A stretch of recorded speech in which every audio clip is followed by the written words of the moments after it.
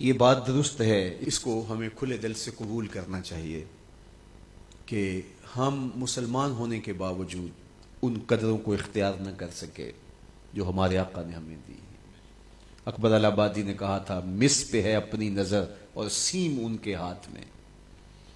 ہم تو تانبے پہ نظر جمائے ہوئے ہیں اور چاندی وہ لوگ لے گئے. اقدار عالیہ، رویوں کی خوبصورتی، قوانین کی بالادستی اور زندگی کا بہت سارا جمال وہ ہم سے چھین کے لے گئے.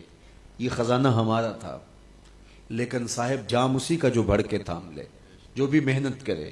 ایک وہ زمانہ بھی تھا کہ شارلمان اس کے لارڈز ابھی دستخط کرنے کی مشق سے گزر رہے تھے. ابن حزم کے قلم سے 1000 کتابیں نکل چکی تھی. وہ زمانہ بھی ہم نے دیکھا جب پیرس میں کیچڑ تھا اور بغداد عروس البلاد کہلاتا تھا.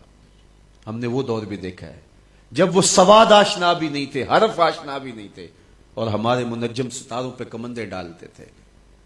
جب ہم محنت کرتے، خدائے زندہ زندوں کا خدا ہے، یہ اس کا اصول ہے، یہ اس کا ضابطہ ہے.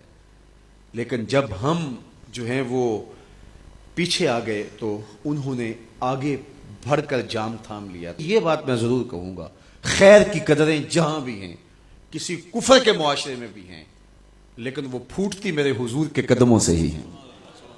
چوکھٹ اسی سے ہی فیض اور نور اور روشنی پھوٹی ہے، اجالے یہی سے گئے ہیں، ورنہ انسان آج بھی زنجیروں میں جکڑا ہوتا. وہ کیسا سماج تھا کہ جب بیٹی کو زندہ درگور کر کے باپ آتا تھا تو معاشرہ اسے داد دیتا تھا کہ تو نے اپنی آبرو بچا لی ہے، تو نے اپنی عزت بچا لی ہے. اور یہ اتنا بڑا گھنونا جرم.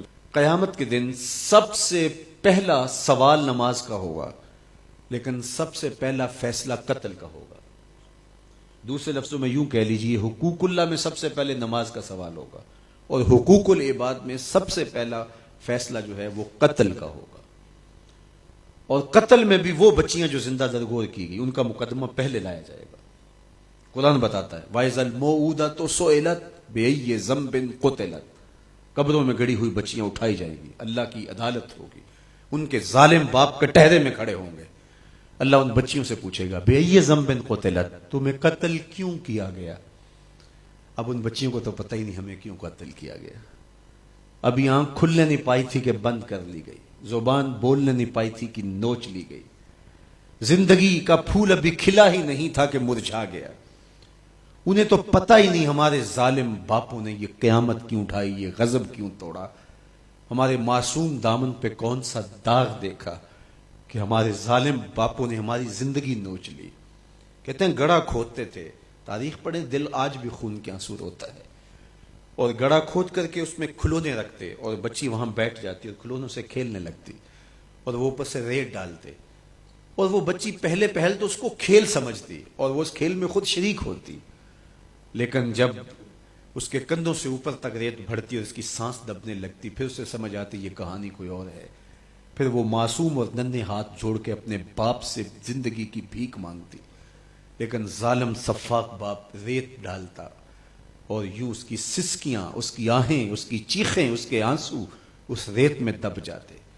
اور اس معصوم ننھی چڑیا کے لیے نہ کوئی موم بتیاں جلانے والے تھے، نہ کوئی اس کے لیے احتجاج کرنے والے تھے، اور نہ کوئی اس کی FIR کٹتی تھی. باپ کو بھی داد ملتی، ماں کو بھی داد ملتی. معاشرہ صفاق اس پہ ماتم کرنے کی بجائے اس پہ خوشیوں کا اظہار کرتا. پہلی آواز پورے عرب میں جو اٹھی اور بلند ہوئی وہ میرے حضور کی تھی. بیٹیوں کو قتل کرنے والوں سن لو، میری فاطمہ میرے جگر کا ٹکڑا ہے.